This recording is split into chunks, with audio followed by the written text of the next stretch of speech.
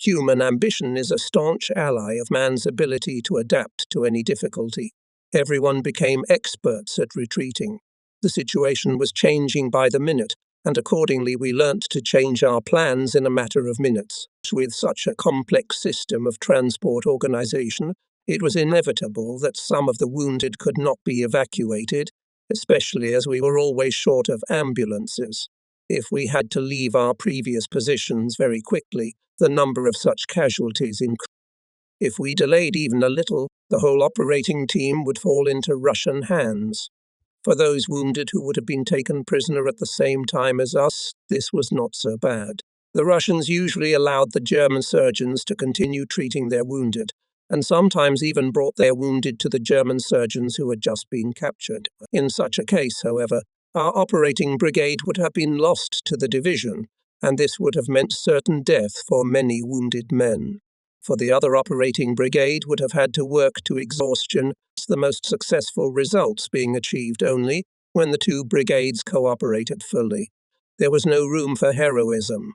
Daytime and nighttime operations required a completely different approach.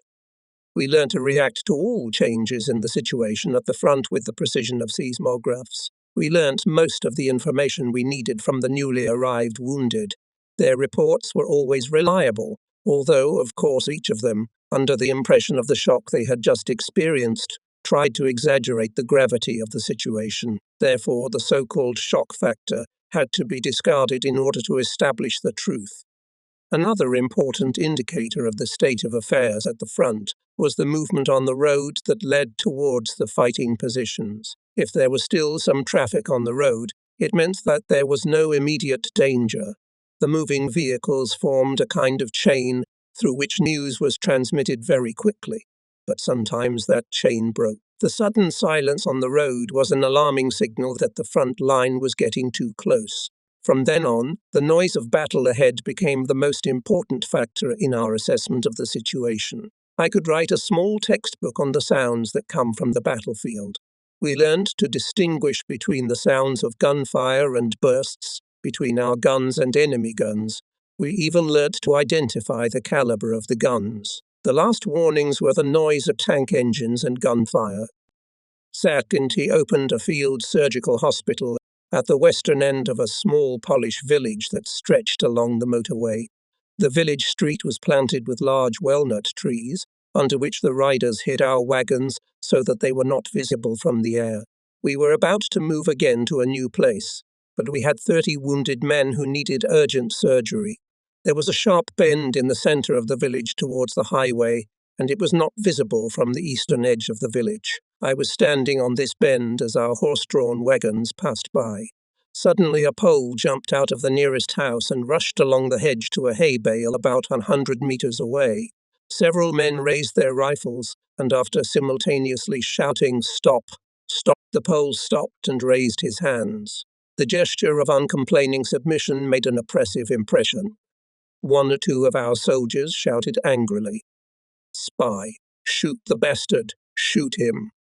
However, there was nothing like espionage here. It's just that our sensitive Berliners had a nervous breakdown. I ordered this man to be brought to me. When asked why he had rushed to that ill-fated haystack, he repeated over and over again, gesticulating, "My chickens, my chickens." Eventually, it was discovered that he had a small shed just behind this haystack. Suddenly, it occurred to him that he must hide his chickens, which had just survived the invasion of the German army, and it must be done before the Russians came. I gave him a cigarette, one of the few benevolent gestures understood throughout the world, and then allowed him to go to his chickens. He slowly wandered back along the hedge, glancing back at us apprehensively from time to time. If he had walked slowly from the beginning, probably no one would have paid any attention to him at all. Suddenly he darted away again. Several bullets whistled through the air, and they came from the direction of the haystack. Probably from that direction the Russians were already approaching the village, so the road was completely deserted. The noise of the battle was getting nearer and nearer. It was unlikely that the Russians had entered the village from this side, but a Russian tank could appear at any moment. The horse-drawn carts disappeared on the rain-soaked road, that started at the other end of the village, but at the same time 4 ambulances arrived and had to be loaded urgently. They had 16 wounded with them. Another 14 wounded remained in the village. I ordered the drivers to drive to a small forest one and 1/2 kilometers west of the village, hide the 16 wounded there among the trees and return immediately. I returned to where the village street made a bend and ordered Sambo to stand with his motorbike just around the corner. He left the engine running. From the point at which I stood, I could keep the east and west ends of the village under observation, but I had no cover. From the west end, I was clearly visible. However, as long as I stood here, the drivers who had left would know that they could return and pick up the wounded. If the Russian tank approached the outskirts of the village and did not open fire, I had a chance to dive into Sambo's motorbike and reach the muddy road on the western edge of the village before the tank reached the fork and had time to fire again. The ambulances that were to arrive at the spot where the field surgical hospital used to be located also had little chance of success. If a Russian tank appeared, the men would have to travel most of the way across open ground, and we would have no choice but to abandon the wounded. I and Sambo listened carefully to the sounds of battle that came to us. Probably the Russians were now approaching the village from the south side. But right in front of us everything was quiet for the time being. All the villagers had disappeared somewhere. Only once a cow rumbled somewhere. For a while the firing subsided, and suddenly I heard the buzzing of bees swarming above me in the flowering crown of a tree. Would we abandon the wounded? It was hard to decide. Each of us was a guarantee that hundreds of wounded would be helped. But what do we do when we have to flee? An undignified, though often justified. The sick and helpless had to be abandoned to their fate. I envied my subordinates. Even though they shared all the hardships with me, they could in good conscience withdraw, especially if they had such an order. But it was I myself who gave that order. I now standing in a village street in Poland, under a flowering tree, with bees swarming in its branches. At any rate, as long as I stand here, the evacuation of the wounded will continue. 4 ambulances came back and picked me up just in time. The remaining 14 wounded were carefully and quickly loaded into the vehicles, and one by one they moved off. We heard the sounds of gunfire coming closer and closer to the village. Herman stood in the middle of the road. He raised both hands above his head. It was a conditional signal that everything was all right. For a while he looked exactly the same as that Pole from the village half an hour ago. Then he jumped into the last of the ambulances. The car moved off and soon disappeared from sight. A few infantrymen ran across the meadow and took up positions on the outskirts of the village. Rifle shots rang out all around us. We could ride with a clear conscience. We had accomplished our task with honor. The tension we had felt during the last quarter of an hour gradually left us. I was filled with the sweet feeling of having just gained a small personal victory. Let the tanks come now, if they feel like it. I looked at Sambo. He was as unperturbed as ever. Now tell me, Sambo, what are you thinking about? Sambo looked thoughtfully at the ski. Now do you think it's time for a smoke? I offered Sambo my cigarette case, and he took one cigarette from it. Pensively, he twirled it between his fingers and rolled it in the palm of his hand. Just as thoughtfully he lit it. Then he took a slow drag with apparent pleasure, let out a ring of smoke into the air, and looked about him. A marvelous day. Lovely weather. And how pleasantly the bees are buzzing. It's a pity we won't have to taste their honey. No. Apparently not. Time to go. This short conversation, during which Sambo and I smoked a cigarette while gazing at the blue sky, was one of the few brief episodes in the war when, in the face of danger, my sense of fear completely left me. Life is beautiful. Both of us looked once more towards the eastern edge of the village. The tank was nowhere to be seen. We set off on the motorbike. 3 days later, we received a noteworthy patient. It was a high-ranking general, a representative of an old Prussian family, who made an emergency landing on his Storch just near our hospital. During the landing, the aeroplane fell into the lake, and the general broke his right arm, and also smashed his face a little. To top it all off, This honourable gentleman fell into the water. He was soaked through, but he was not frightened and even tried to joke. While we were bandaging him up, he smoked a cigar. As he was about to go to the field hospital, we decided not to put a cast on him until his arm could be examined by X-ray. But to relieve the pain, we gave him a very strong injection of a mixture of scopolamine, eucodal, and effetone. At this point, it was much easier to evacuate the wounded, as there was a railway near our hospital. I therefore found myself with a little spare time and volunteered to accompany the general in a car which had been specially called for the occasion. First, he would be taken to the Luftwaffe hospital, and from there he was to be transported by aeroplane to the rear. During the trip to the hospital, the general became very talkative. I remembered that scopolamine is a strong drug that produces a feeling of euphoria, which is accompanied, as in the case of the so-called elixir of truth, by a weakened sense of self-control. While he was in this state, he told me that the previous day he had attended a meeting at the Führer's headquarters to discuss the current situation at the front. The retreat would not stop at the Grodno line, as we had assumed with von Hagen, but would continue for several hundred kilometers further west, all the way to the borders of East Prussia. In the operating theatre of the Luftwaffe hospital, my colleagues crowded around the general, looking at him with amazement. Obviously, the wounded general was a phenomenon they had never seen before. While they were looking at him, I took half a dozen rubber gloves from the battery, where they had been put to dry, and slipped them into my pocket. It had been a long time since we'd had new rubber gloves delivered to us. I then politely said goodbye. The next day, the general sent his adjutant to us to apologize for not having time to thank us for all that we had done for him. It was a chivalrous gesture from a long-forgotten past. From the hospital, I went straight to the commander of our division and informed him of the Führer's decision. The general listened to me in silence. Not a single muscle in his face trembled, although this information was apparently a complete surprise to him. Then he said, "They are the real criminals." How he knew that I was safe to say such things, I never found out. Then he allowed me to leave. During the next few days, our division was withdrawn to the rear. We crossed the Neue Main, but not near Grodno, but much further south. The other division occupying our defense area received an order, which after some time led to its complete encirclement in the area of Grodno. The similar offensive of the Red Army gradually began to run out of steam. The resistance of the Germans was increasing. The pace of our retreat slowed down. Just at this time, Count Klaus von Stauffenberg made an attempt to kill the tyrant. Strangely enough, this event did not make much impression on us. For many weeks, day and night, we had been under so much strain that we had no energy left to be distracted by extraneous things. The medical staff could not afford to sleep more than an hour a day. Everyone was in a state of complete mental and physical exhaustion. It was just at this time that we heard of the conspiracy, which was brutally suppressed. It is difficult for me to say what impression it would have made on the troops had it been successful.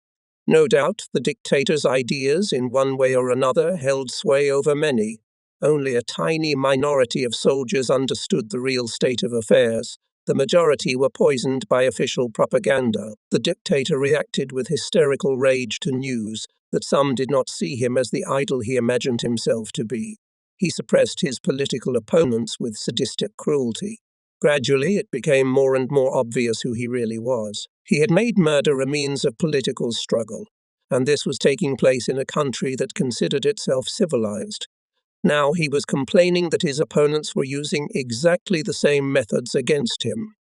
The orgy of killings that had begun on the dictator's orders had also turned against his own supporters.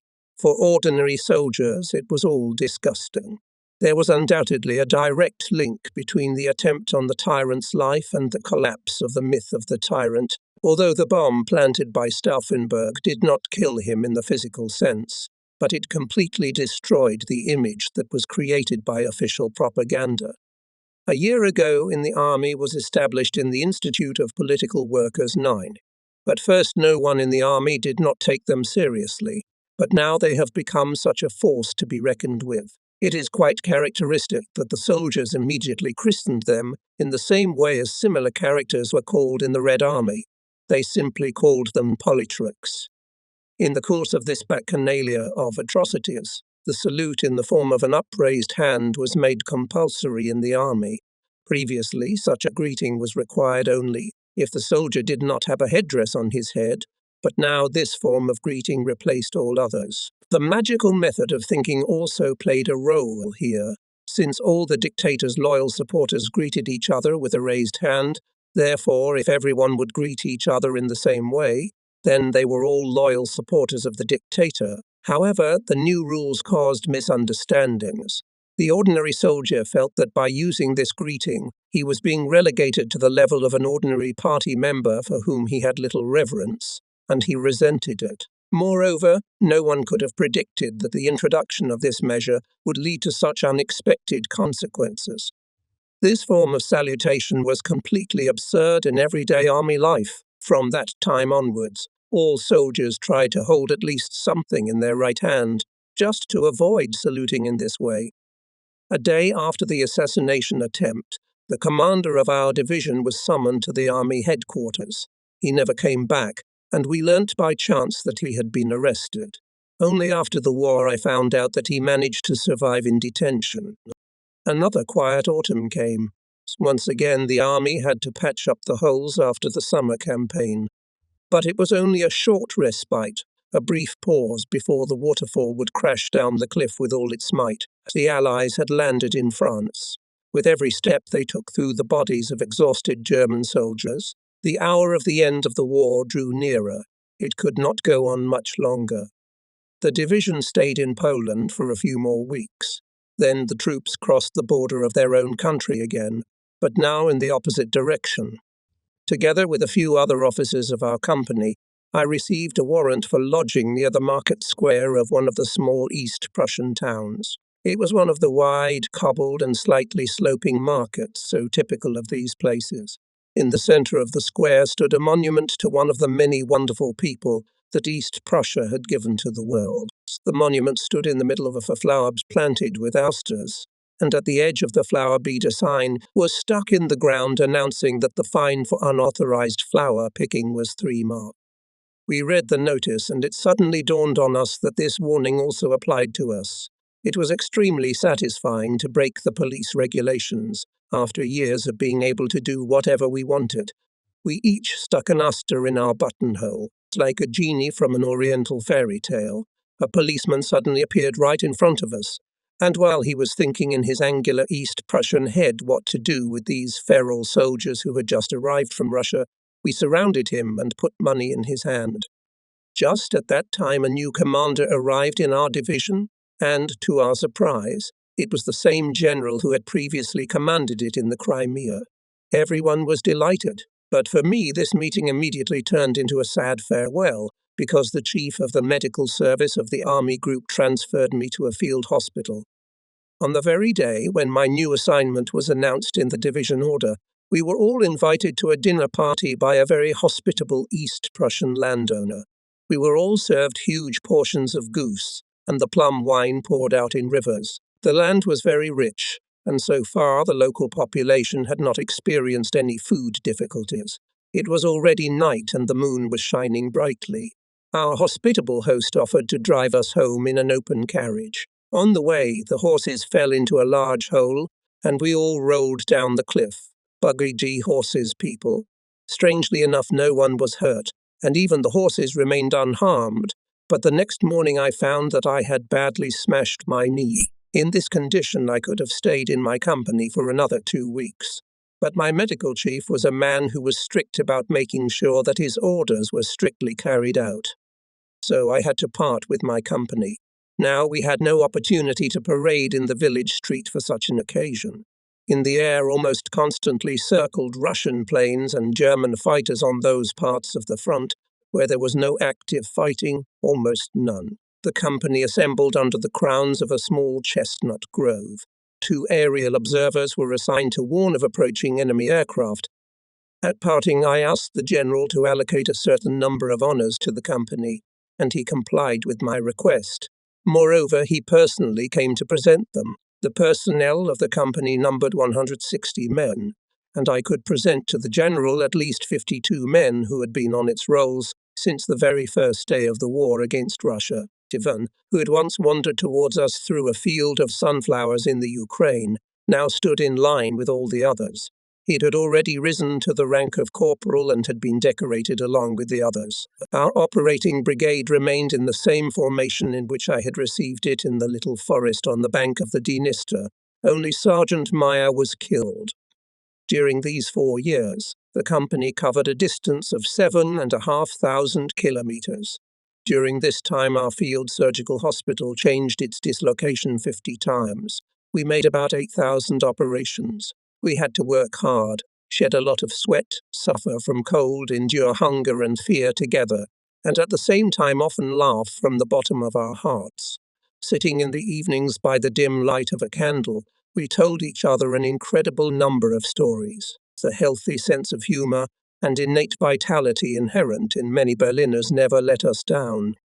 The company continued its hard service under the invisible flag until the end of the war. Thereafter it suffered heavy casualties. The indomitable Sambo was killed by a bullet to the head while surrounded at Heiligenbale. The field hospital over which I took charge was located in a small town near Rominton Forest. It was based on a county hospital with the most modern equipment. I took Moccasin with me. When we arrived at the field hospital, a room was placed at my disposal, all the walls of which were hung with paintings. When I pressed the switch near the door, the whole room was flooded with bright light. There was a bathroom adjoining this room, and Moccasin quickly turned the hot water tap, rinsing his hands. We looked at each other carefully and reminisced about how we lived on the steppe. Then Moccasin said, "Nothing better could even be found." The field hospital that I accepted had been located in Minsk for almost the entire war, and the non-commissioned officers who served there, as well as all the soldiers, were from 10 Russian girls were also nurses at the hospital. They worked very well, and almost all of them had evacuated from Minsk with the hospital during the summer retreat. While the hospital was in Minsk, the doctors did not have to work at a frantic pace. They were used to doing everything in a normal rhythm. The hospital's chief surgeon, Dr. Matheson, a tall, fair-haired man from Goleptin, was an excellent diagnostician and a very good practical surgeon. He had gained enormous experience during the war years, performing thousands of operations, and I learnt a lot from him. We soon became good friends. We both loved Russia, its vast expanses and open steppes. Thanks to a happy twist of fate, we had to work together until the end of the war. Previously, I had to give the wounded only the first surgical aid. Further treatment he underwent without me. Now I had the opportunity to take a closer look at the wounded. Immediate amputations, which were justified in the field because they saved the life of the wounded, were now unacceptable. Here, patients could be treated for many weeks, and only if there was no other option should an operation be performed. In the case of lung wounds, shock is caused by the fact that air is forced into the pleural cavity. Usually there is low pressure. The wounded lung shrinks, which leads to disruption of internal organs and can cause serious heart failure. If such a wound is closed a few hours after receiving it, the pressure in the chest will normalize on its own, and the patient can recover quite quickly. It was in this condition that we sent the wounded to the rear hospitals. Here they underwent a further course of recovery. And to face the real scourge of field hospitals, the sudden opening of hemorrhage, the strong silk threads with which we tied large blood vessels in the field surgical hospital were reliable enough, but after a while the body started to have a rejection reaction. If by this time no clot had formed inside the vessel, blood would suddenly start to flow from the main artery. In such cases, the count to save the wounded person goes on minutes. However, the technical achievements of modern surgery come to the rescue. In a rear hospital, the chance of a successful outcome of surgery for abdominal wounds, of course, much higher than in a field surgical hospital. Even craniocerebral surgeries can be performed here. The qualification of the medical staff here is very high. The doctors have an X-ray machine at their disposal. Often in field conditions, we simply did not have time to make blood transfusions. but in the rear hospital it could be done without any risk for the wounded. But we did not have long to enjoy all these advantages. When the fighting began in East Prussia and the territory under German control began to narrow more and more, the difference between the mobile medical companies and the field hospital became less and less significant. The main problem, however, was that the field hospital was much more difficult to evacuate because of its bulky equipment, and its staff were on average not young and unwilling to expose themselves to the risk of being shelled.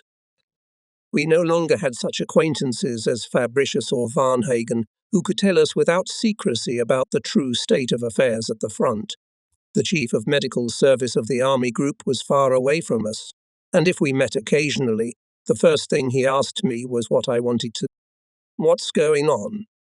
I had to develop a new strategy to fit the circumstances. For a long time, the Silesians were distrustful of me.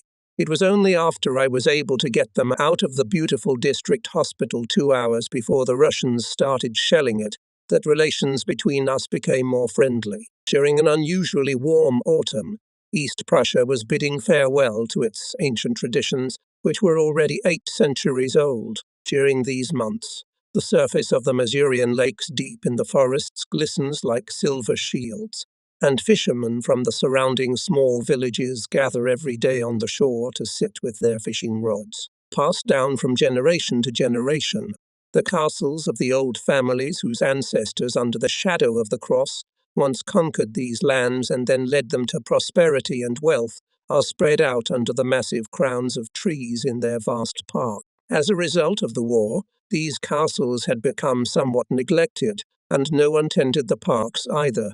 But the thoroughbred horses that were the pride of the neighborhood still roamed the pastures. The bells still rang in the cathedrals of the old towns, reminding people of the eternal, but very often lately their ringing was drowned out by the howling of sirens announcing air raids.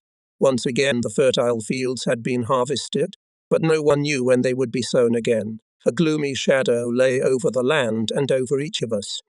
During the autumn, the Russians had advanced strongly in East Prussia, and although they had been stopped after a hard-fought battle near the Masurian lakes, no one doubted that they would resume their attacks again as soon as they had regrouped their forces. Given the current situation, it was the right time to decide on the fate of the civilian population.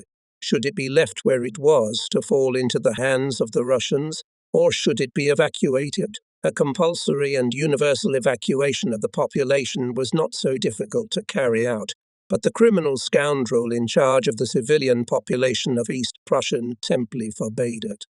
When the winter began a major Russian offensive, the German army defending the area decided to break through in the direction of Silesia, that is, to the west, through the rear of the Russian armies. After the troops had begun this operation and the strongly fortified line along the Masurian lakes had been abandoned, this rascal suddenly changed his original decision. Then in great excitement he rushed to his master, persuaded him to forbid the army to break through in a southwesterly direction, and ordered the evacuation to begin. But this time this action was not coordinated with the action of the troops, and the evacuation had to be carried out in the thick of the battle.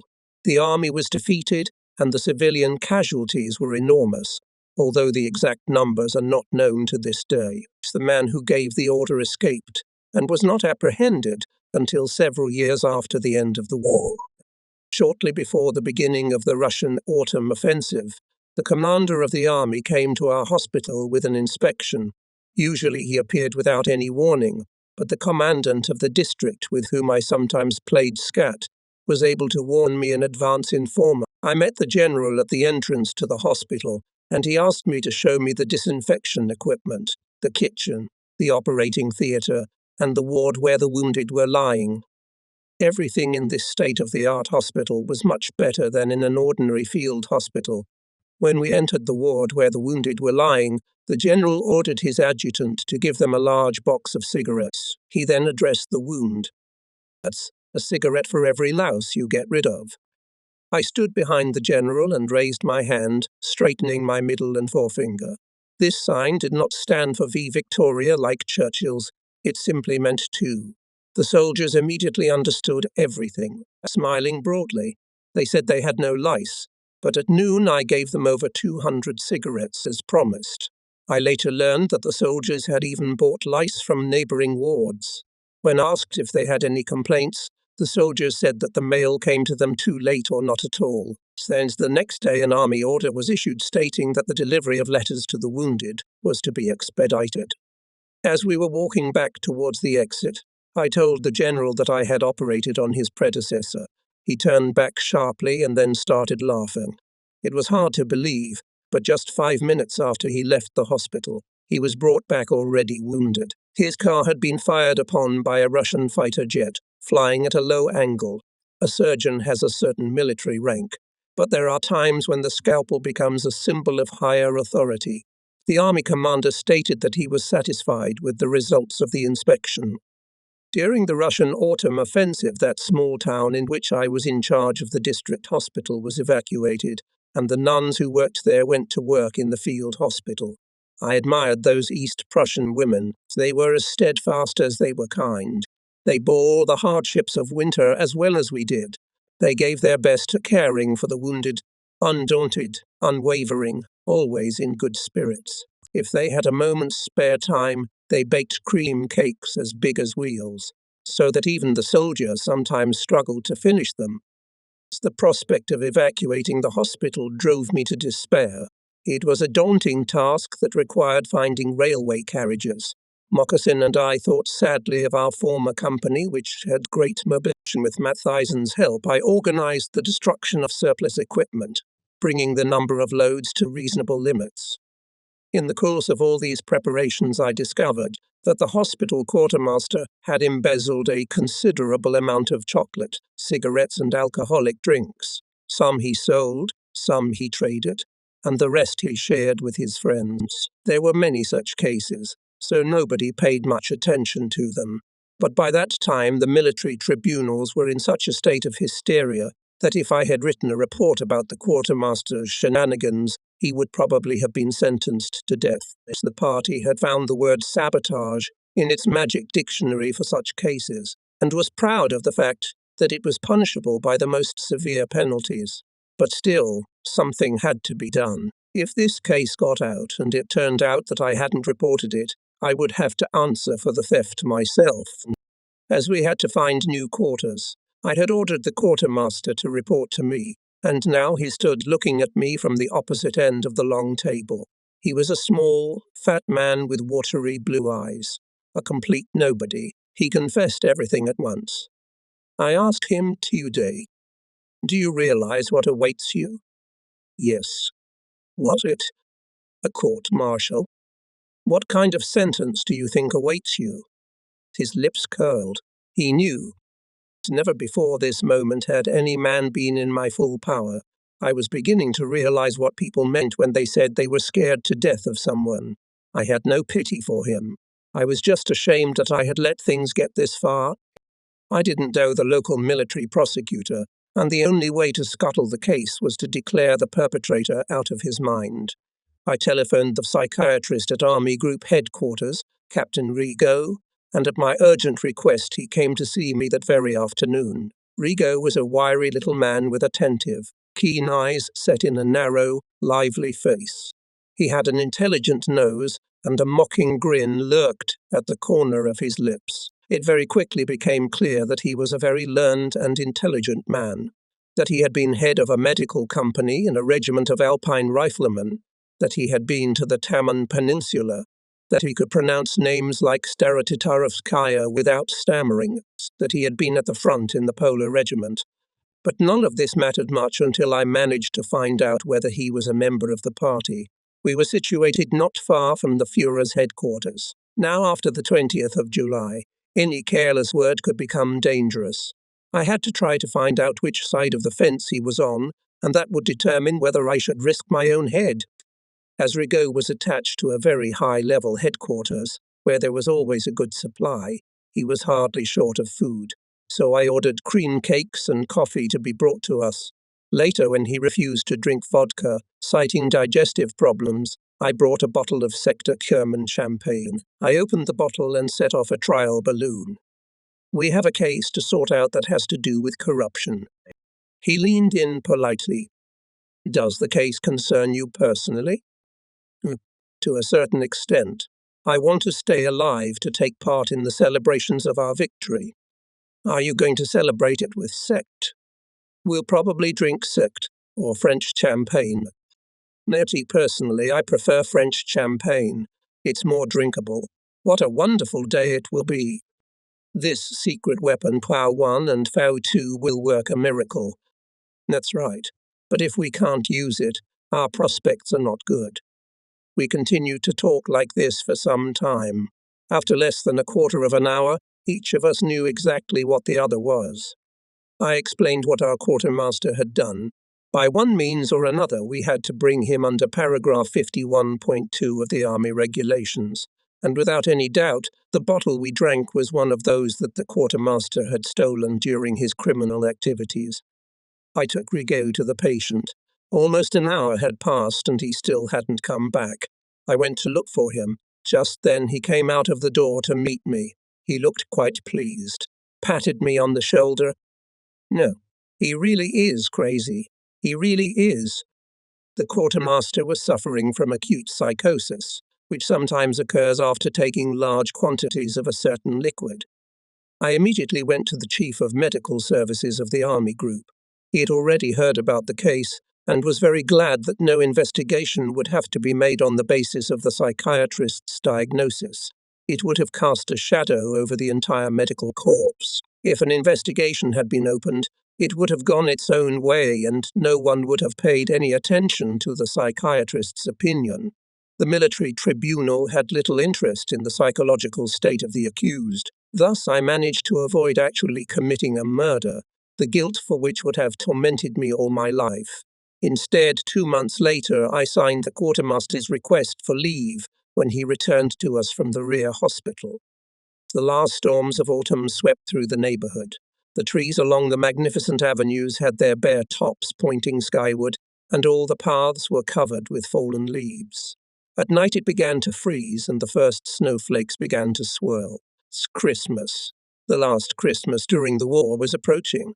While we were in the land of the Sarmatians and Scythians, where steppe tumbleweeds twirl in unthinkable dances, we celebrated Christmas as true Christians should. But this year, being in a small town once founded by knights of a Christian order, we celebrated a pagan holiday.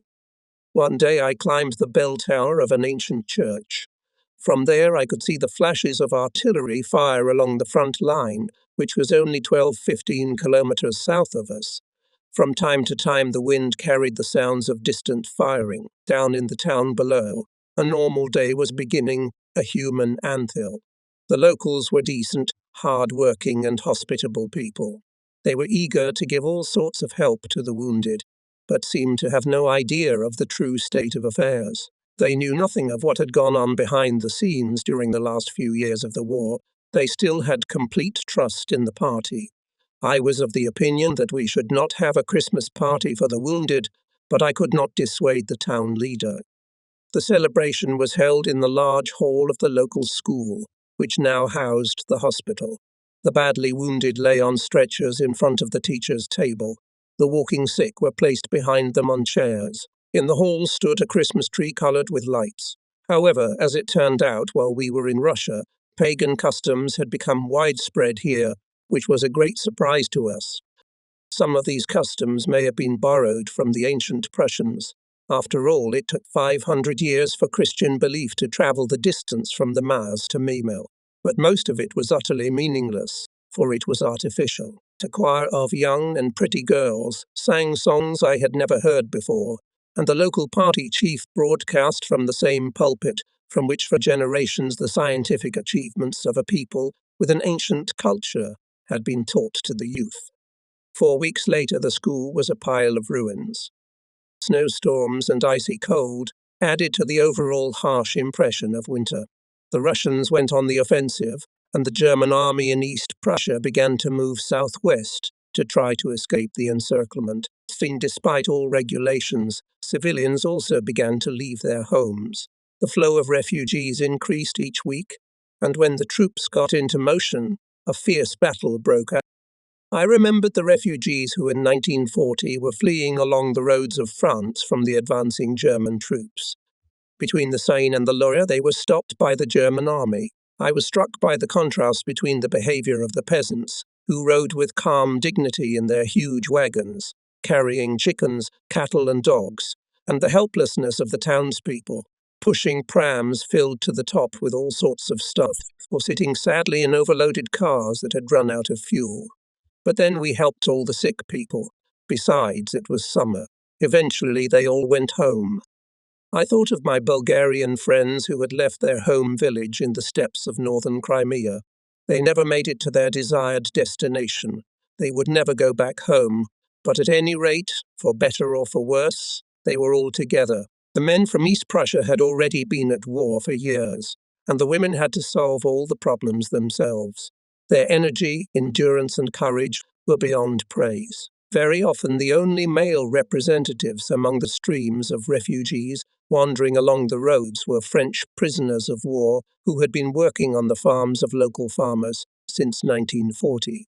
They could have stayed where they were. For them, the arrival of the Russians meant release from captivity, but they were unwilling to stay, voluntarily sharing with everyone else the hardships of the journey at a time when their help was most needed by those they had served for so long. They were also devoted to the ideals of humanism. The first successes of the Russians made it imperative to move the hospital to a safer place, and we received orders to move in the direction of Königsberg. We decided to stop at a village. The only vacant building the quartier service could find for us was a large cold barn. When I arrived there, I was told about an overly shrewd medical company that had taken over all the vacant rooms. As it turned out, it was our old gang. Naturally, Hermann immediately volunteered to find warm rooms for us in private houses, and the whole hospital management was accommodated in the best possible way in just 5 minutes. We celebrated our meeting properly. In the afternoon, I went to the division headquarters. I had lately often had to do this. It was then situated in the grounds of a monastery only a few kilometers from the village. What a joy to meet old friends again unexpectedly. So I went straight to the chief of staff himself. Varnhagen only glanced at me and pretended not to notice. I sat down on a chair and said, "Can I count on a glass of vodka here? The weather is rather chilly." "Orderly, vodka for Mr. Medic." Then we patted each other on the shoulder, and soon Varnhagen told me of a top-secret plan for a breakthrough in a southwest direction. There was not a single person in the army headquarters who had even a word to say to me about this plan, and consequently the hospital entrusted to me would inevitably be surrounded. The number of vehicles was reduced to an absolute minimum, because there was simply no fuel for them. The Russians cut off their supply routes. Varnhagen smiled and said, "You are here, my dear friend. Why haven't you transferred to the rear hospital until now?" Should I have done so? I had travelled an enormous distance from Vladikavkaz to Varnhagen, but I still wanted to get to the Oranienburg gates. I had never seen them in my life. We asked to see the abbot of the monastery, and he received us with great cordiality. There was a home for the aged attached to the monastery, but because of the cold weather it was impossible to evacuate the infirm and elderly, so he and his monks decided to stay with them here. This pious man, with large, clear and attentive eyes set in an aged and noble face mottled with thousands of wrinkles, was, as befitted his ministry, calm and affable. He told the history of his monastery, which was already several centuries old. He was not the first abbot who had chosen to remain in his post in the face of the threat of an invasion from the east. But, of course, unlike his predecessors who had been martyred, he did not carry a sword and realized, as we did, that his sacrifice would be in vain. Soon after our conversation, the monastery was taken over by an all-Asian force, and all the monks and the elderly people in their care were killed. During the night, the medical company previously under my command had to destroy most of the equipment in its possession. As a gift, I received 3 vehicles which, according to the order, were also to be destroyed. I, in turn, gave the company a large part of the field hospital's existing stock of bedsheets. They could be used as camouflage in the snow. I was sure we wouldn't need them anymore. I stayed with Herman, Sambo, and the other members of my former operations team and talked with them until dawn. They were to move towards Silesia, and I still had to decide how I was going to get my field hospital out of this cauldron. In the dim morning light, the company was hidden in a cold fog. All the horses and wagons were covered with our sheets. From the outside, they most resembled a Chinese funeral procession. 2 days later, and we received orders to prepare for a breakthrough. It was good that the company had given us vehicles, although I only managed to save one of them. The order to prepare for the breakthrough did not reach one of the regiments of the infantry brigade from Harzberger. They marched through the Russian communications without firing a single shot, without losing a single man, and reached their barracks in Harzberger. As soon as they got there, reinforcements were urgently needed, so they were moved to Swinemunde and from there by ship back to East Prussia. So 3 weeks later they were there again, and were met with some bewilderment mixed with gloating. I went again to the division headquarters. Varnhagen introduced me to a high-ranking staff officer, and an intelligence officer also joined us. Gathered together, we discussed all possible options for getting out of the encirclement. Judging by the way the situation at the front was developing, it was possible to imagine the further actions of the Russians quite clearly. We came to the conclusion that Königsberg was likely to be surrounded. Therefore, it was best to evacuate not to Königsberg, but to Rosenberg, a small fishing town on the shore of Frischesgaff Bay. As a memento, we all took pictures. I was happy. We were ordered to take up positions at a point on the shore of Frischesgaff, about 12 kilometers west of Königsberg. The Russians aimed the spearhead of their attack at the coast west of Königsberg to split the East Prussian cauldron into 2 parts. Most of the units withdrew towards Königsberg, despite the fact that they already had quite a large and unsuccessful experience in the defense of fortresses. A big city always attracts soldiers. During the regrouping of troops, Russian tanks appeared in the most unexpected places, and as a result the situation got out of control for a few days. No further orders reached me, so I decided to move further west. When I learned that a large number of wounded were piling up in Hilligenbeil and were not receiving the necessary medical attention, I went there. We found an abandoned aircraft factory and opened our hospital on its premises. No one asked me any questions. Although the aircraft factory was no longer in operation, there was a building on its grounds, apparently recently constructed, and, as we later found out, made of fireproof materials. Thus, although the building had been badly damaged by several direct hits after the fighting began, at least we could not fear a fire. For some time, the territory of the factory was used as a transit camp for Russian prisoners of war. They had brought it to such an unsanitary state that no one dared to go inside. For 2 days we cleaned and washed it, and only then we started work. The first thing we did was to tidy up the administrative building. In its cellars were equipped bomb shelters, which impressed us with their reliability and safety. However, Hilligenbeil was within range of the Russian artillery, so we never had much use for these facilities. Over the next few days, the relatively stable front line was broken through, and the final phase of the fighting for East Prussia began. Many more weeks passed until the last German soldier left its territory. Very soon it turned out that the experienced tacticians from the division headquarters, in which I had served earlier, were right. The small port of Rosenberg, a few kilometers north of Hilligenbeil, not even directly on the coast, became the main port for the supply of the western group of troops, as well as for the evacuation of the wounded. The 80 beds at our disposal were filled on the first day after the hospital opened, and then began such an influx of the sick and wounded as we had never experienced in all the years of the war. Then an endless stream of refugees flowed past us, which did not stop day or night. Through Elbing, the road to the west was still open, although the Russians had already begun to advance in that neighborhood. Sick women and children were brought to us, and again sleep became an unaffordable luxury. Our nurses seemed to know no fatigue, but we were forced to part with them. At first they refused to leave us early. Sister Ottilia announced that she would cut off her hair and change into a soldier's uniform, but orders had to be obeyed. They were flown out in an aeroplane and taken to the headquarters of their order in Halle. One day Captain Rigau visited me. For some time he, as a psychiatrist, simply had no business being here, and he did not feel very comfortable at the headquarters of the army group to which he was attached. I suggested that he transfer to us. I opened a psychiatric ward in my hospital, and we managed to persuade the Chief of Medical Services of the army group to transfer Rigaud there. During the first month of our stay in Heiligenbale, we received in our hospital, to think of it, 13,000 sick and wounded. 13,000. That means that every day we had to receive 200 to 400 people, and then we had to evacuate. I still can't understand how we managed to cope with all this.